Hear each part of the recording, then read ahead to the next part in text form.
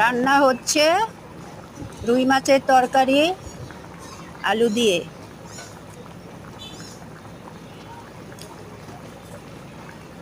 আলু সেদ্ধ করে তারপর আলুটা ভেজে জিরে তেজপাতা শুকনো লঙ্কা ফোড়ন দিয়ে পেঁয়াজ আলু দিয়ে রুই মাছের সুস্বাদু তরকারি রান্না হচ্ছে আজকে। অনেক টেস্টি খাবার।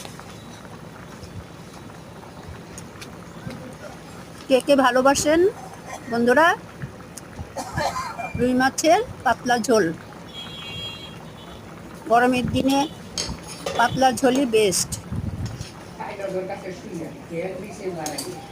শুভ দুপুর।